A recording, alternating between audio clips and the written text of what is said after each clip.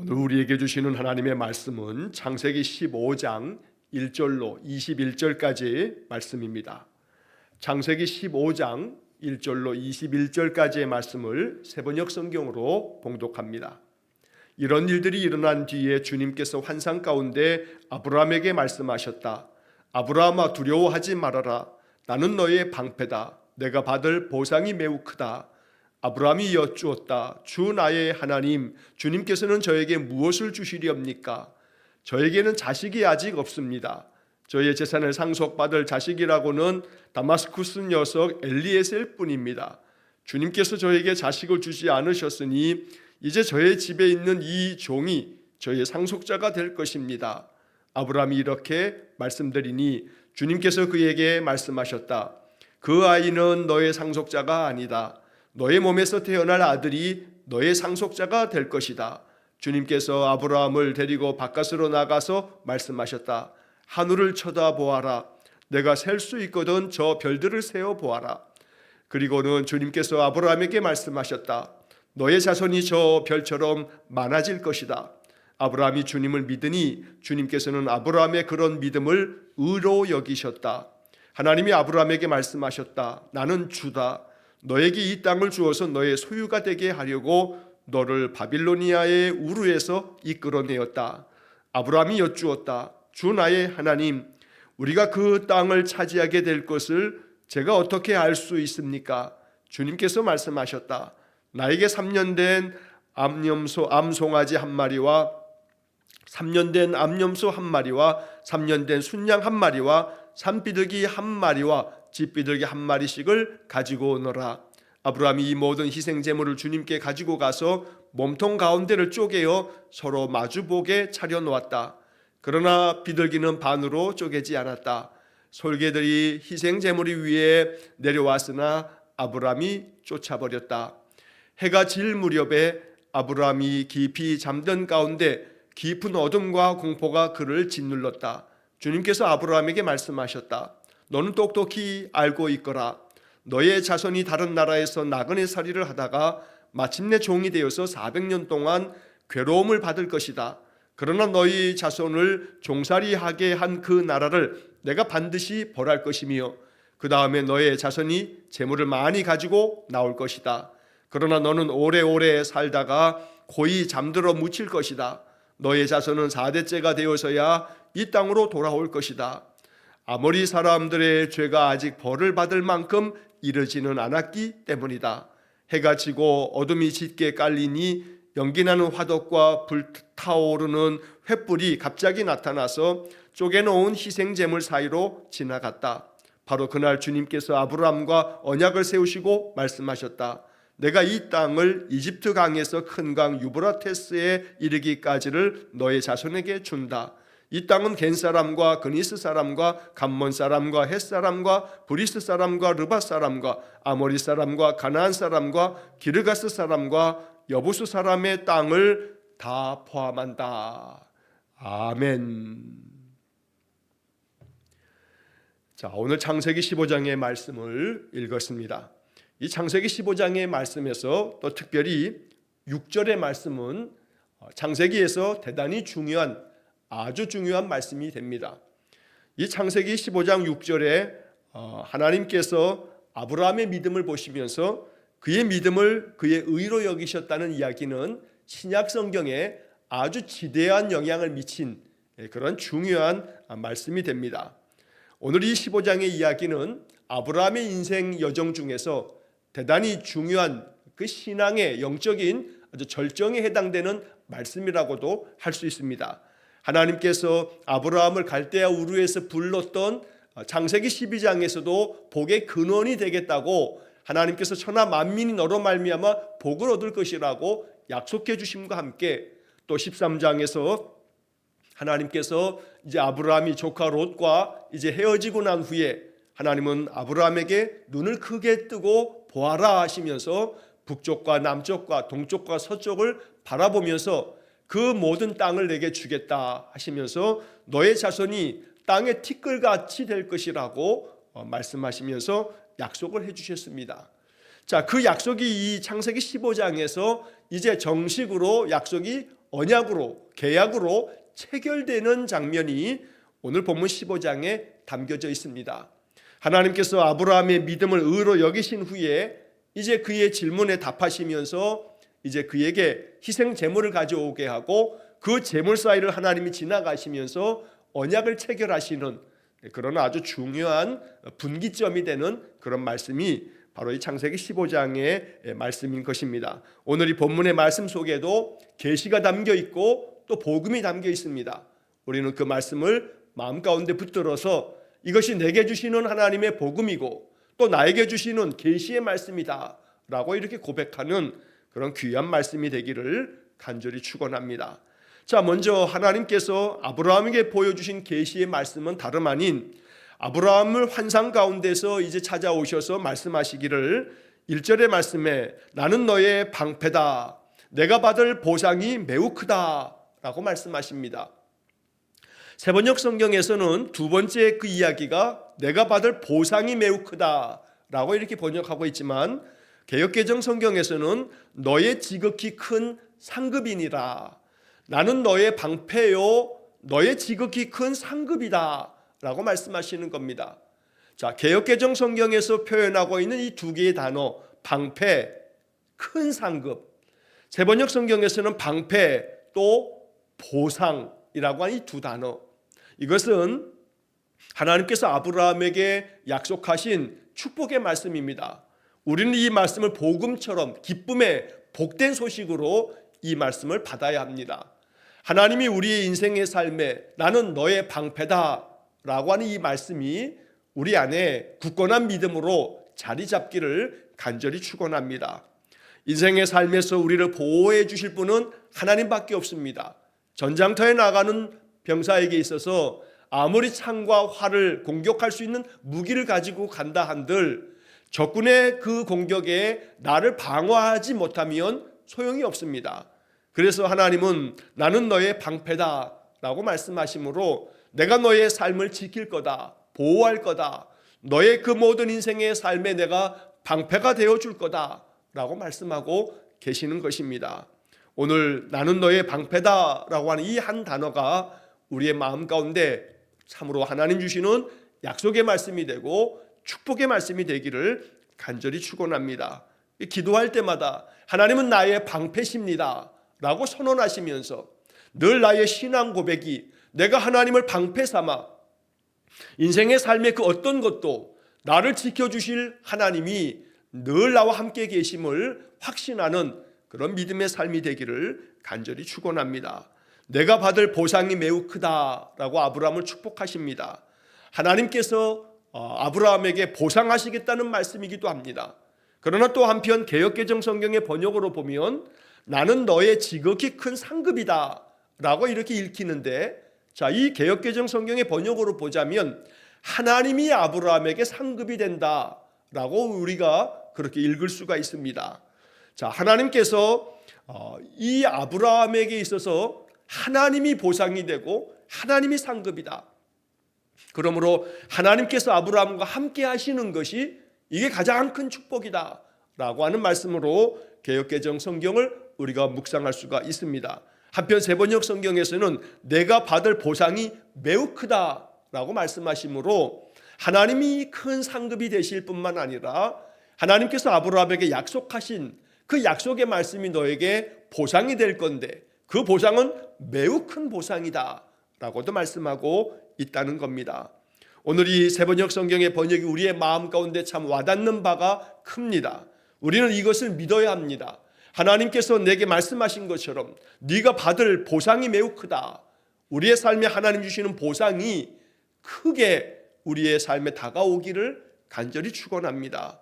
하나님 앞에서 내가 무엇을 보상으로 받을까라고 하는 그런 깊은 묵상 속에 기도할 때에 하나님 우리에게 주시는 큰 보상 중에 가장 확실한 보상은 우리에게 약속해 주시는 겁니다.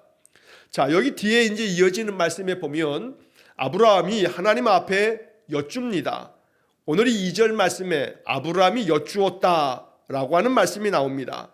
자, 아브라함이 하나님 앞에 여쭈어보는 이 물어보는 이 장면, 이것은 오늘 이 15장에 있어서 우리가 꼭 읽어내야 할 아주 중요한 말씀입니다. 아브라함이 하나님 앞에 여쭈었다. 자, 이 2절 말씀뿐만 아니라 8절 말씀에도 또 한 번 반복됩니다. 아브라함이 여쭈었다. 자, 아브라함은 하나님 앞에 자신의 궁금함을 물어보고 있습니다. 자신의 마음 가운데 아직 해답을 얻지 못한, 답을 얻지 못한, 그래서 한편에서는 마음 가운데 의구심도 들 수 있는 이 하나의 질문을 하나님께 묻고 있는 겁니다.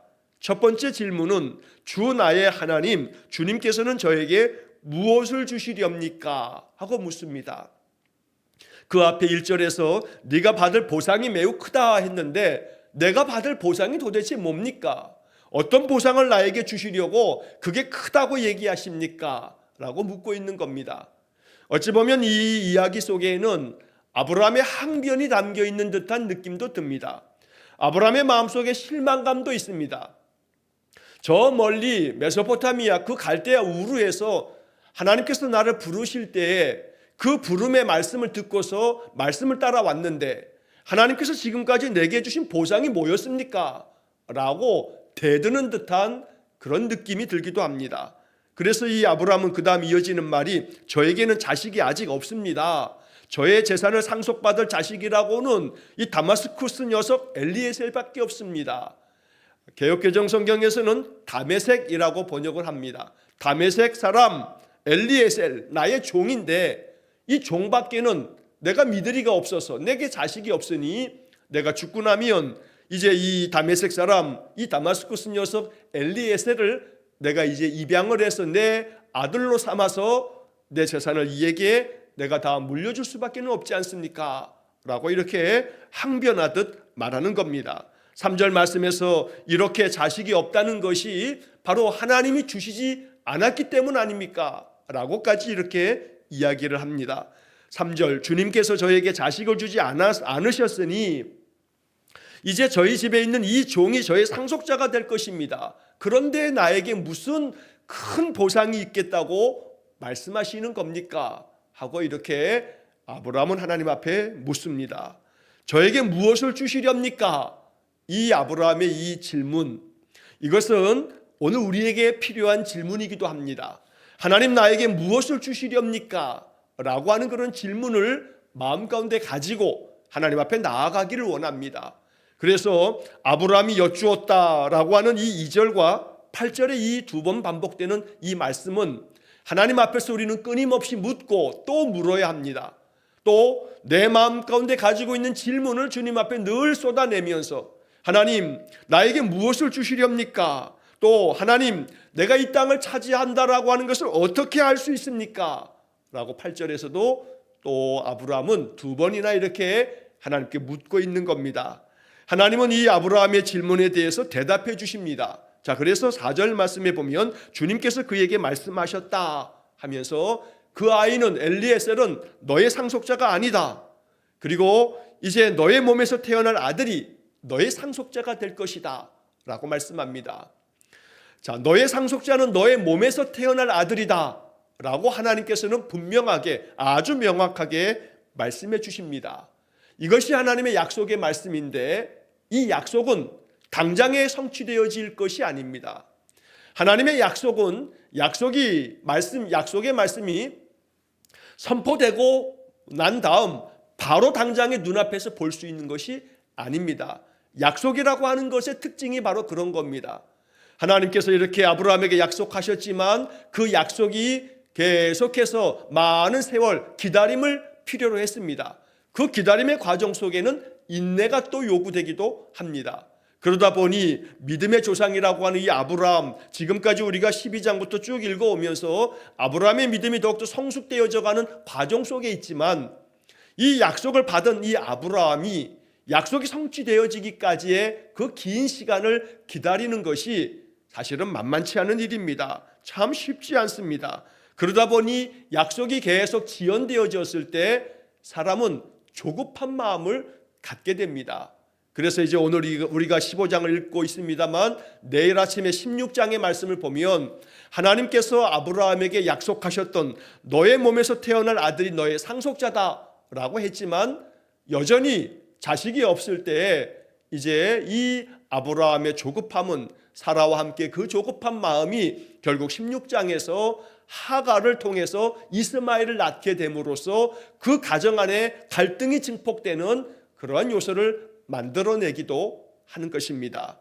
자, 그러므로 오늘 우리는 이 본문의 말씀을 묵상하면서 하나님의 약속을 받을 때 그 약속이 오랜 시간의 기다림을 포함하고 있겠지만 그러나 믿음 안에서 조급해지지 말고 잘 기다릴 줄 아는 그런 것을 위해서도 우리가 기도해야 되겠습니다.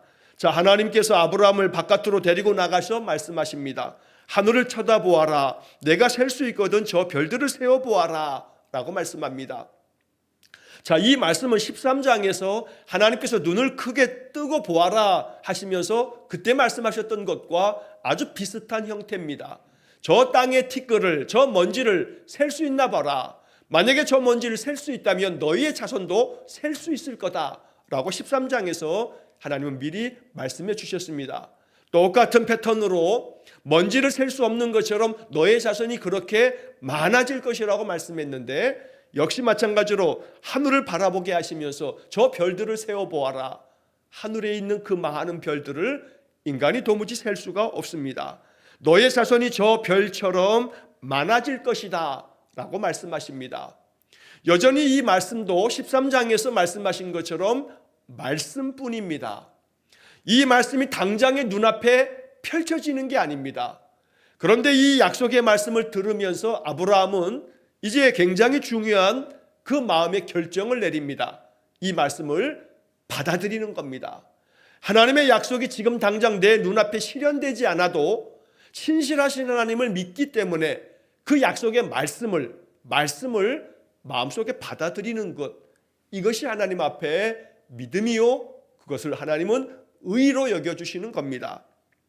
자, 그래서 6절 말씀에 보면 아브라함이 주님을 믿으니 주님께서는 아브라함의 그런 믿음을 의로 여기셨다라고 말씀합니다. 아브라함이 하나님을 믿었습니다. 하나님은 그것을 그의 의로 여기셨습니다. 여기서 하나님을 믿었다라고 하는 것은 하나님의 이 약속의 말씀을 받아들였다는 겁니다. 그 약속의 말씀이 눈앞에 당장 펼쳐지지 않았지만 그러나 이것을 약속하신 분이 하나님이시기 때문에 하나님을 믿음으로 받아들이게 되는 겁니다. 믿음은 선택의 영역입니다. 이 순간 아브라함이 이것을 믿을 건가 말 건가라고 하는 것은 전적으로 아브라함에게 달려 있습니다. 그러나 그때 그 순간 아브라함은 하나님을 받아들였습니다. 믿음으로 그 약속을 받아들인 겁니다. 이렇게 믿음으로 받아들이는 그 선택이 아브라함에게 있어서 그의 인생을 믿음의 조상이요, 하나님이 그 아브라함을 통해서 한 민족 이스라엘을 이루시는 축복의 전환점이 되었다는 겁니다. 언제나 우리의 인생의 삶이 이처럼 여호와를 믿는 믿음이 우리의 삶의 큰 축복의 전환점이 될 수 있기를 간절히 축원합니다. 자, 이 창세기 15장 6절의 말씀은 신약 성경에 아주 지대하게 영향을 미치는 말씀이 됩니다. 이 말씀으로 인해서 사도 바울은 로마서에서 이 말씀을 몇 번이나 반복하면서 이것이 이 바울에게 있어서 믿음으로 말미암아 구원함을 얻는다라고 하는 의롭게 여겨진다는 이신칭의의 그러한 교리를 이 바울이 깊이 발견하게 되는 그런 말씀이 오늘 이 6절의 말씀입니다. 로마서 3장 28절 말씀에 보면 사람이 의롭다 하심을 얻는 것은 율법의 행위에 있지 않고 믿음으로 되는 줄 우리가 인정하노라. 사람이 의롭게 되는 것은 율법을 행했다고 되는 게 아니고 믿음으로 된다라고 하는 것을 우리가 인정한다 라고 로마서 3장 28절에서 우리가 의롭게 되는 것이 믿음으로 말미암는다는 것을 알려주고 있습니다. 또 로마서 4장의 말씀은 아브라함의 이 지금 본문의 이야기를 바울이 다시 한번 되풀이하면서 이야기를 합니다. 로마서 4장 3절 말씀에 보면 성경이 무엇을 말하느냐, 아브라함이 하나님을 믿음에 그것이 그에게 의로 여겨진 바 되었느니라 라고 아주 구체적으로 여기 6절 말씀을 바울이 인용하고 있는 겁니다. 아브라함이 하나님을 믿음에 하나님께서 그에게 이것을 의로 여기셨다. 이것이 바로 신약 성경까지 이어지게 되는 우리 신앙의 근본이 되고 있다는 겁니다. 오늘 우리의 믿음이 우리의 신앙을 의로 여김받는 그런 축복이 되기를 간절히 축원합니다. 당장 성취되는 것은 아니지만, 당장 눈앞에 실현되고 있지는 않지만, 그러나 신실하신 하나님을 신뢰함으로 하나님의 약속의 말씀을 받아들이는 그런 믿음의 결정, 믿음의 선택이 있기를 간절히 축원합니다. 오늘 주시는 이 약속의 말씀들을 그래서 받아들이는 겁니다. 나는 너의 방패다, 나는 너의 지극히 큰 상급이다 말씀하시니 이 말씀을 받아들이는 겁니다. 이건 아브라함에게만 주신 이야기가 아니고 나에게 주신 말씀이라고 받아들이는 겁니다. 그렇게 믿음으로 받아들일 때 하나님이 우리의 마음에 방패가 되셔서 우리로 하여금 인생의 모든 고난과 시련과 그 어떤 역경과 힘겨운 인생의 싸움도 능히 이겨나가며 또 그 속에서 하나님 주시는 상급을 누리게 될 줄로 믿습니다. 자, 이렇게 하나님의 약속의 말씀을 너의 자손이 별처럼 많아질 거다, 너의 몸에서 태어날 그 아들이 너의 상속자가 될 거다 라고 하는 말씀을 이제 아브라함이 받아들일 때에, 자 7절의 말씀에 하나님께서 아브라함에게 다시 또 말씀하십니다. 나는 주다, 너에게 이 땅을 주어서 너의 소유가 되게 하려고 너를 바빌로니아의 우르에서 이끌어내었다 라고 말씀합니다. 하나님이 아브라함의 이 질문에 대한 내게 무엇을 주시렵니까? 라고 하는 것에 두 가지를 지금 약속하고 있는 겁니다. 너의 상속자, 너의 몸에서 태어날 아들이 너의 상속자가 될 거고, 그 상속자를 통해서 너의 자손들이 하늘의 별처럼 많아질 거다. 자, 자손이 많아지고 상속자를 통해서 그 자손들이 많아지게 되면 당연히 뒤따라야 할 것이 그 자손들이 살아갈 땅입니다. 그러므로 자손과 땅은 분리될 수가 없습니다. 아무리 많은 땅을 주신다 한들 자손이 없으면, 땅에서 살 사람이 없으면 그 땅은 소용없습니다. 반대로 많은 자손을 주어도 땅이 없으면 그 자손이 살 곳이 없습니다. 그러므로 자손과 땅, 이 두 가지는 반드시 분리될 수 없는 하나님의 축복이었던 것입니다. 자, 이 이야기는 아브라함에게는 자손과 땅을 두 가지를 약속하고 계시지만 바로 이 두 가지가 상징적으로 우리에게 말씀하시는 바가 있다는 겁니다. 하나님께서 우리의 삶에도 마치 어떤 하나를 주시면 그것과 뗄래야 뗄 수 없는 또 다른 것을 이어서 약속하시는 것처럼 하나님 우리의 필요를 아시는 분이십니다. 너에게 자손을 주겠다, 상속자를 줄 거다, 하늘의 별처럼 그 자손이 많아질 거다 라고 하면 당연히 그 자손들이 살아가야 할 땅까지 주어야 한다는 것을 하나님 아시는 겁니다. 그렇기 때문에 하늘의 별처럼 너의 자손들이 많아질 거다라고 말씀하시면 당연히 하나님은 그 자손에게 필요한 것도 아시기 때문에 이 모든 땅을 너의 소유가 되게 하겠다. 그래야 너의 자손들이, 하늘의 별처럼 많은 자손들이 그 땅에서 살지 않겠냐. 하나님은 이렇게 세심하게 아브라함에게 약속하신 그 약속에 이어지는 모든 필요까지 공급하시는 분이라는 겁니다. 그렇기 때문에 1절에서 나는 너의 지극히 큰 상급이다, 나는 너에게 네가 받을 많은 보상을 예비해 놓았다 라고 말씀하고 계시는 겁니다. 오늘 이처럼 우리에게 약속하시는 하나님은 우리에게 주시는 그 약속이 또 포함되어야 할 그 외의 모든 것들을 우리에게 다 말씀하고 계시는 것을 우리가 믿어야겠습니다. 자, 여기 7절 말씀에서 아주 대단히 중요한 복음의 말씀은 이끌어내었다라고 하는 단어입니다. 성경에서 우리는 어떤 단어가 가장 중요한가, 어떤 문장이 대단히 중요한 복음인가, 자꾸 이것을 찾아내는 연습을 해야 합니다. 그래서 말씀에서 하나님이 내게 주신 복음이 여기에 있다라고 보물을 찾아내듯이 하나의 약속의 단어와 문장을 찾아내는 그러한 묵상을 계속해 나가야 된다는 겁니다. 하나님께서 아브라함에게 말씀하십니다. 내가 이 땅을 너의 자손들에게 줄 거다 하시면서 말씀하신 바는 이것을 위해서 너를 저 바빌로니아 우르의 땅에서 이끌어내었다. 너를 이렇게 이끌어낸 것은 이 땅을 너의 소유로 주기 위해서다 라고 말씀하십니다. 자, 이끌어내었다. 결국 하나님께서 과거에 내게 행하신 모든 것들은 어느 날 하나님이 이루시고자 하는 그 어떤 뜻이 나타나게 됐을 때 이전의 모든 것들은 그것을 위해서 준비되어졌던 것임을 알려주는 겁니다. 다시 말하면 하나님께서 내 인생의 삶에 고난을 겪게 하셔도 그 고난이 나중에 장차 고난을 통해서 이루시고자 할 하나님의 놀라운 역사하심이 드러나는 그날, 그 모든 고난의 시간들은 나를 이끌어 오셨던 하나님의 손길이었음을 우리가 알게 되는 것입니다. 그러므로 과정이 있어야 그 과정 후에 결과가 있는 것처럼 하나님께서 이 땅을 너에게 너의 소유가 되게 하겠다. 그런데 그 땅을 네가 소유하려면 우르에서부터 나와야 하고 익숙한 너의 그 태어난 그 땅에서 떠나야 하고 떠나서 지금까지 오는 동안에 많은 그런 우여곡절을 겪어야 하고 그것이 많은 고난이 되기도 하고 그 과정에서 아버지 되라는 하란에서 죽기도 하고 이렇게 많은 것들을 겪었지만 그 모든 것들을 겪었다는 것 자체가 바로 내가 그것을 이끌었던 것이다 라고 말씀하는 겁니다. 이끌어내었다. 네가 지금까지 모든 것을 겪었는데 그 모든 겪은 것은 내가 이끌어냈던 과정이었다 라고 말씀하고 있다는 겁니다. 그러므로 하나님께서 지금도 나를 이끌고 계신다는 믿음이 있기를 축복합니다. 나의 삶의 지금 모든 여정을 하나님이 이끌고 계신다. 지금도 나를 계속 이끌어가고 계신다 라고 하는 그런 믿음이 있어야 합니다.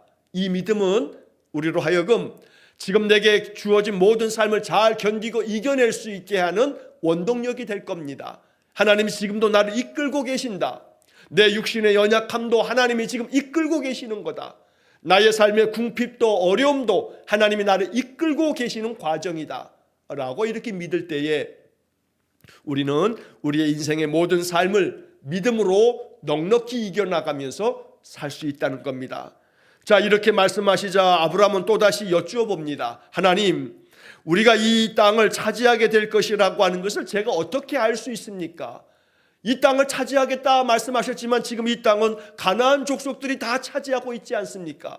그런데 이 땅을 우리에게 주시겠다고 말씀하시니 어떻게 그걸 알 수 있습니까? 라고 아브라함은 또 하나님께 여쭈어 봅니다. 모르면 자꾸 묻는 겁니다. 묻다 보면 하나님께서 우리의 마음 가운데 가르쳐 주십니다. 생각나게 해주십니다. 깨닫게 해주십니다. 그러므로 아브라함이 여쭈었다라고 하는 이 말씀이 우리에게 복음이 되기를 축원합니다. 말씀을 붙들고 이 말씀은 이렇게 나에게 약속하셨는데 이 말씀이 어떻게 나의 삶에 이루어지겠습니까? 계속해서 말씀을 붙들고 기도하는 겁니다.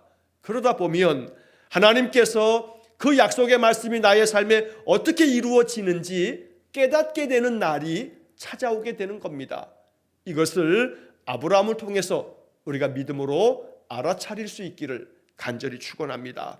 하나님께서는 아브라함에게 암송아지, 또 암염소, 또 순양, 또 산비둘기, 집비둘기 이런 것들을 희생제물로 가져오게 합니다. 그리고 그 희생제물을 10절의 말씀에 보니까 몸통 가운데를 쪼개어 서로 마주보게 차려놓았다. 이렇게 하나님께서 아브라함에게 명을 내리십니다. 자, 이 희생제물을 몸통을 쪼갭니다. 그리고 그것을 둘로 나누어서 서로 마주보게 합니다. 그리고 뒤에서 오늘 17절 이하에서 말씀을 보는 것처럼 그 쪼개놓은 희생제물 사이를 하나님께서 지나가십니다. 이제 고대 사람들이 쌍방간의 언약을 체결했을 때 체결하는 언약의 방식을 하나님께서 아브라함에게 그대로 명하시는 것입니다. 그래서 이렇게 희생 제물을 가지고 와서 그것의 몸통을 둘로 쪼개가지고 서로 마주보게 하면서 그 사이를 지나갈 때에 이 계약의 양방, 쌍방이 다 이 희생 제물 사이를 지나갑니다. 그러면서 그들은 이야기합니다. 우리가 지금 체결한 이 계약이 누구에게든지 간에 약속을 지키지 않는 사람이 있다면 지금 여기 짐승의 몸통을 반으로 쪼개듯이 그렇게 계약을 지키지 않는 사람도 이렇게 죽임을 당하고 말 거다라고 하는 것을 상징하는 의미에서 이 희생 제물들의 몸통을 반으로 쪼개고 그 사이를 계약의 두 당사자가 지나가는 것이 고대인들의 계약 체결 방식이었던 겁니다. 지금이야 당연히 계약의 두 당사자가 계약의 문서를 넣고 양방이 서로 인감 도장을 둘이 다 똑같이 찍으면서 계약이 체결되지만 고대 사람들의 계약 체결 방식은 바로 이러했던 겁니다. 그래서 이 계약에 대해서 책임을 져야 하고, 만약에 이 계약을 지키지 않으면 이 희생당한 이 둘로 쪼개진 이 짐승처럼 그리 될 거다. 그러니 목숨을 걸고 계약을 지켜야 한다라고 하는 의미를 담고 있는 겁니다.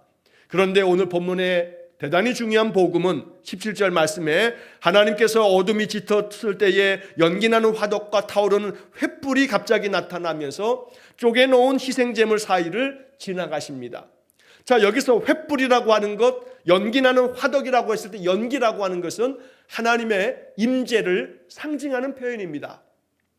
그래서 우리가 성경에서 하나님이 임재하실 때 불꽃 가운데 그 불이 임하듯 연기가 가득한 구름으로도 하나님이 임재하시는 모습들을 구약 성경에서 우리가 종종 보게 됩니다. 그래서 여기서 연기나는 화덕과 타오르는 횃불이라고 하는 것이 하나님의 임재하심을 말하는 건데, 이렇게 하나님께서 임재하셔서 이 쪼개놓은 희생제물 사이를 지나가시는 겁니다. 그런데 아브라함은 지나가지 않습니다. 계약이 온전히 체결되려면 하나님이 지나가고 아브라함도 그 희생제물 사이를 지나가야 되건만 아브라함은 지나가지 않습니다. 하나님만 지나가십니다. 이것이 바로 오늘 본문에 담겨져 있는 계시요 또 축복의 말씀인 것입니다. 자, 이 이야기는 결국 이 계약은 사람이 지킬 수 없는, 사람이 지켜야 할 계약이 아니라 나 여호와가 지키고 나 여호와가 책임지겠다는 계약이다 라는 것을 보여주고 있다는 겁니다. 아브라함이 지나가지 않음으로 인해서 이 계약이 인간의 그 충성에 달려있는 것이 아니라 하나님이 신실하셔서 하나님이 이 언약에 대하여 책임지시겠다는 그런 의미를 담고 있다는 겁니다. 너의 책임이 아니다, 너에게 책임을 지우지 않겠다, 이 약속은 내가 책임질 문제다, 내가 반드시 이 약속에 대해서 내가 책임지고 이 약속을 내가 준행하겠다 라고 하는 그런 하나님의 뜻이, 하나님이 이 희생제물 사이를 지나가시면서, 아브라함은 지나가지 않지만 하나님이 쪼개놓은 희생제물 사이를 지나가게 하시는 이 말씀을 통해서 보여주고 계신다는 겁니다. 그리고 이 말씀이 온전하게 성취되어진 자리가 바로 신약 성경의 골고다 언덕 위였던 겁니다. 골고다 언덕 위에서 하나님은 친히 독생하신 예수님, 바로 성자 하나님이 이 골고다 언덕에서 희생을 당하십니다. 인간들의 그 죄를 다 짊어지시고 바로 하나님의 아들 독생자 예수님께서 희생당하시면서 바로 여기 이 몸통을 쪼개놓은 희생 제물을 바라보듯이 주님께서 십자가에서 희생당한 어린 양으로 죽임을 맞이하게 되었던 겁니다. 그 예수 그리스도의 십자가의 죽으심으로 말미암아 우리 모든 인생들은 주님을 바라보면서, 십자가를 바라보면서 구원의 길로 하나님께로 나아가는 은혜를 얻게 되었다는 겁니다. 죄의 싹은 사망인데 우리가 죽어야 마땅한데 너에게는 책임을 지우지 않겠다, 그러나 대신 내가 책임지고 죽겠다. 그래서 하나님께서는 바로 독생자 예수님을 십자가에 죽이면서 공의를 나타내심으로 우리가 죽어야 할 우리의 죄값을 예수님이 대신 짊어지심으로 오늘 여기 쪼개놓은 희생제물 사이로 하나님만 지나가시면서 하나님이 책임지시겠다는 이 말씀을 바로 골고다 그 언덕에서 이루셨던 겁니다. 이 말씀의 온전한 성취는 십자가에서의 예수님의 죽으심이었다는 것을 우리가 발견하게 된다는 겁니다. 이처럼 구약의 말씀은 신약의 말씀으로 관통하고 이걸 통해서 하나님이 보여주시는 구원의 메시지가 이 속에 담겨지고 있는 것입니다. 오늘 본문의 이야기 속에는 물론 또 13절, 14절의 말씀에서 하나님께서 아브라함에게 계시의 말씀을 들려주십니다. 너의 자손들이 이제 다른 나라에서 나그네 살이를 할 텐데 400년 동안의 괴로움을 받을 거다. 거기서 종살이를 하다가 4대가 지나고 난 다음에 많은 재물을 가지고 돌아오게 될 거다 라고 하는 말씀의 비밀을 들려주십니다. 이 이야기는 장차 요셉 이후에 애굽에서 살았던 바로 그 야곱의 그 자손들이 400년 동안 애굽에서 종살이 하다가 그들이 다시금 돌아오게 될 것에 대한 예언의 말씀이기도 합니다. 하나님은 이처럼 아브라함에게 이 장차 이루어지게 될 모든 일들까지도 예언적으로 알려주시면서 하나님의 이 약속이 얼마나 신실한 약속이신가를 우리가 보여주고 있다는 것입니다. 오늘 본문의 말씀을 통해서 나는 너의 방패다 라고 하는 말씀이 우리의 마음에 깊은 복음이 되기를 원하고, 쪼개놓은 희생 제물 사이로 하나님이 지나가심으로써 내가 이 약속을 반드시 책임지겠다 하는 주의 음성을 듣기를 원합니다. 그래서 하나님의 말씀을 마음으로 믿어서 우리의 믿음이 의로 여겨지는 그런 복된 인생, 축복된 삶이 되시기를 주의 이름으로 간절히 축원합니다. 기도하겠습니다. 하늘을 쳐다보아라. 너의 자손이 저 별처럼 많아질 것이다. 주의 약속의 말씀을 듣고 그 말씀이 당장 눈앞에 펼쳐져 말씀이 그대로 오늘 당장 현실이 되지는 않았으나, 그러나 그 약속의 말씀을 마음 깊이 믿었던 것처럼 하나님 우리에게도 아브라함 같은 믿음을 허락해 주옵소서. 우리의 믿음을 의로 여겨주시고 아브라함에 들려주셨던 말씀처럼 나는 너의 방패이다, 나는 너의 지극히 큰 상급이다, 주의 말씀을 우리에게도 이루어 주옵소서. 우리의 모든 인생의 삶을 주님께 의탁하고 주께서 이끄시는 대로 살겠사오니 날마다 나의 모든 삶이 하나님의 이끄심임을 고백하며 담대하게 살아가는 우리 성도들 되게 해 주옵소서. 오늘도 한날의 모든 삶을 주님께 의탁하오며 예수님 이름으로 기도하옵나이다. 아멘. 우리 구주 예수 그리스도의 은혜와 하나님 아버지의 극진하신 사랑과 성령의 교통하심이